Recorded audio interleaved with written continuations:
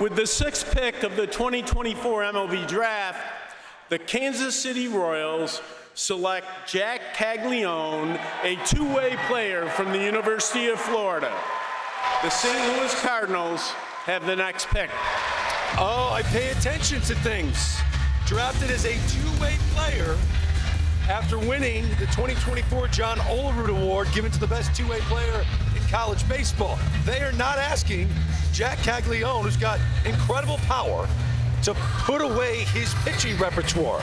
And Tony, your team faced off against this kid when he's at the plate and on the mound. What do you make in being drafted as a two-way player? I think it says a lot about his physicality, which you can see on the screen, but also just what type of competitor he is. I know there's a lot of comps on different guys. He kind of reminds me of Paul O'Neill. There are some similarities in the swing, but O'Neill was a massive competitor, and Cags is about as competitive as it gets. And all you have to do is talk to the Florida coaches about him. It's impossible to fake how much they care about and like that kid, and are certainly going to miss him as well. You get to the offensive side, highest exit velo ever recorded, furthest home run ever by StatTrax or TrackMan, whatever you want to use, also recorded. What did your team say about facing him when he was on the mound, though? The changeup was a nightmare, and I think in the fall he was upper 80s according to scouts, or I'm sorry, upper 90s. So it's a true power arm, but when he faced our lineup, he kind of started tricking guys a little bit with the changeup, and they couldn't see it, and it took us multiple times through the order to adjust to it. So I think there's a full arsenal there if he is going to continue to pitch. I mean, it really comes down to he's the most impactful bat, the most impactful player in this year's draft if he can get his swing decisions under control. His quality of his contact is absurd. He hits the ball, as Tony talked about, absurdly hard. It really just comes down to, can their development plan help him make better swing decisions?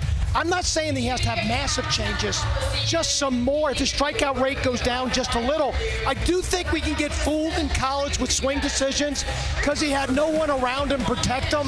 He has intentional walk rate was ridiculous.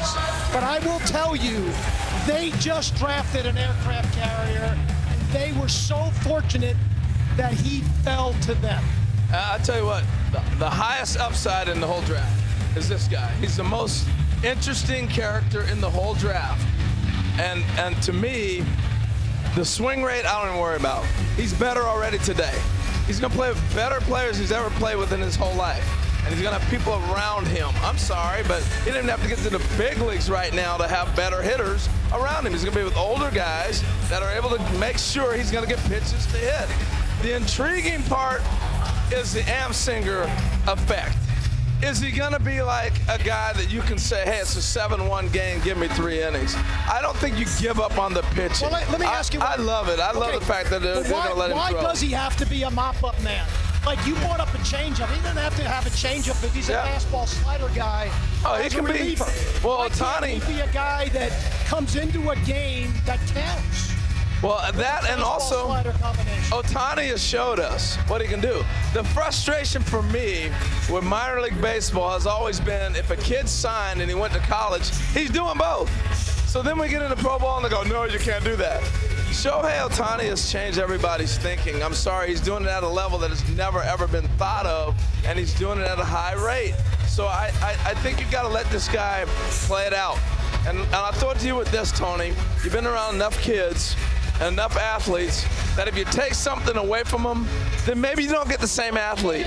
And I think if you say to him, go do what you can do, see what they get from him. If you tell him right away, you may not even get the same guy. Yeah, you change the formula a little bit, which can make you a little timid or scared as a coach. If you date back to Little League, we talked about Todd Helton, the Hall of Famer. He pitched and he hit because he's one of the strongest, best athletes on the field. And Cags, even stepping up a level, is going to be one of the best athletes and as physical as it gets. We joked yesterday about a hockey comp, Eric Lindros, when he busts onto the scene. He moved faster and is bigger than everybody else. You could throw out LeBron. Hey, quick question before we have to break. You've now had the 2 SE players taken, Condon and Cags. Who feared you the most from the dugout? I got to tell you, it was Condon. Part of it was the relationship from the recruiting, but also the consistency. I will say this, in the dugout this year compared to last, Cags was different. We had to throw him strikes. Last year, we did not have to throw him strikes.